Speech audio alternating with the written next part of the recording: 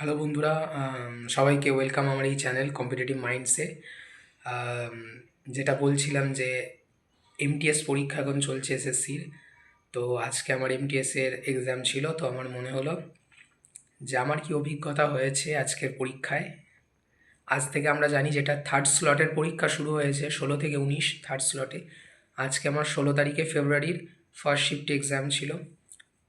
তো সেটা থেকে আমার মনে হলো যে একটি পরীক্ষা যখন দিয়ে এসেছি একটা রিভিউ পোস্ট করি।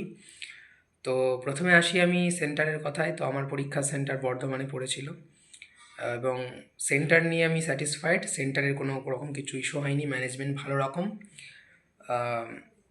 ভালো রকম, পরীক্ষা সব মানে কোনো রকম ইস্যু হয়নি, সার্ভার ইস্যু বা কিছু ওইসব টেকনিক্যাল কোনো কিছু সমস্যা হয়নি।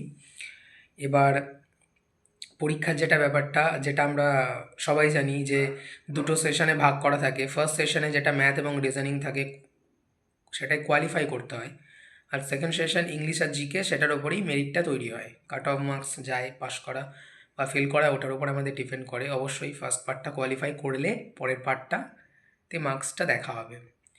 তো ফার্স্ট পার্টটা রিজনিং ইজি লেভেলেরই ছিল। একটা দুটো ক্যালকুলেটিভ ছিল, অবশ্যই লেন্দি লাগছে, এবং দু একটা হয়তো আমার একটা বা দুটো মানে আমি অ্যাটেম্প করতে পারিনি ইংলিশ, মানে রিজনিং।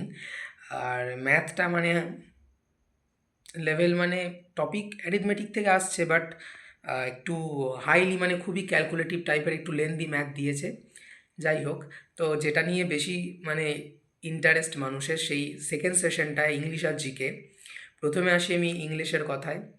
তো ইংলিশে মানে ইজি বলা যাবে না আজকের ফার্স্ট শিফটটা, আর খুব হার্ডও বলা যাবে না। কোয়েশ্চেন একটু ট্রিকি ছিল, তো আমরা এটাকে মডারেট প্লাস লেভেলে রাখতে পারি যদি ওভারঅল দেখা হয়।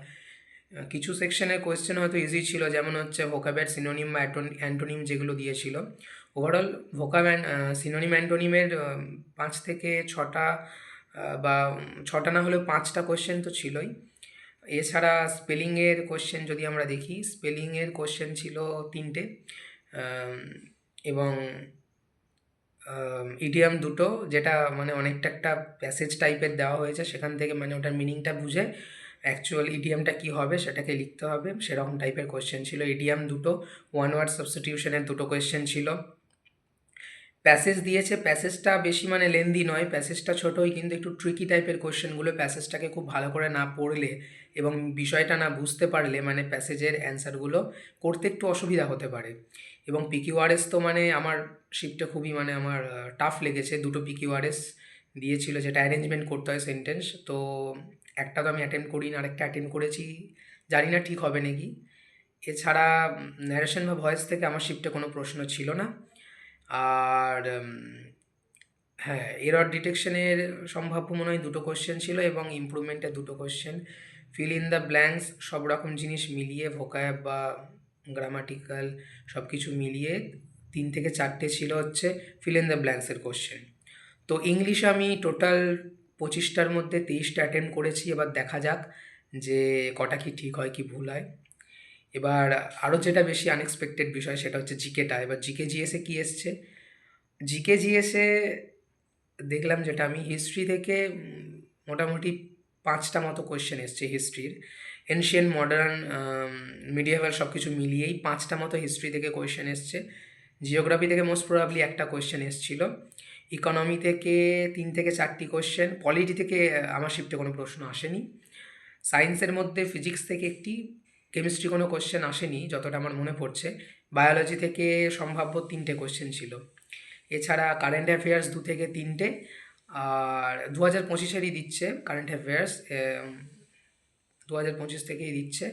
এবং এছাড়া স্ট্যাটিক জিকে যে টপিকগুলো হয়, festival, books and authors, dance, folk dance, then হচ্ছে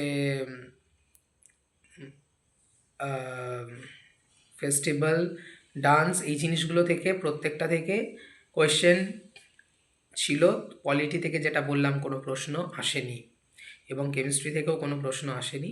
ওভারঅল সব কিছু করে মিক্সড টাইপেরই কোয়েশ্চেন হয়েছে, কিন্তু হিস্ট্রির ওয়েটেজটা অবশ্যই একটু বেশি ছিল প্রশ্নে।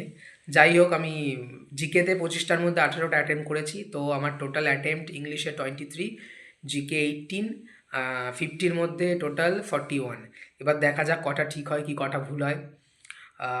আগের বারে যেমন আমার পরীক্ষা তো উম, ভালোই হয়েছিল, তো আমার নর্মালাইজড স্কোর 118.55 হয়েছিল। তো ইউআরের যেটা লাস্ট কাট অফ ছিল সম্ভাব্য সাউথের কোনো স্টেটের 120.7, সেটাও একটু মার্কসের জন্য আমার আর কোয়ালিফাই হয়নি। তো এবারে দেখা যাক কি হয়, কতটা কি স্কোর হয়, বা এবারে কীরকম কাট অফ যায়। যাদের আগামী দিনে পরীক্ষা আছে তাদেরকে অসংখ্য শুভেচ্ছা পরীক্ষার জন্য। পরীক্ষা ভালো হোক এবং বেস্ট অফ লাক। তো আজকে এখানেই শেষ করছি। যদি ভিডিওটা এখনও তুমি দেখছো তো অবশ্যই পারলে ভালো লাগলে লাইক করো, আর যদি মনে হয় সাবস্ক্রাইব করতে পারো। Thank you for watching.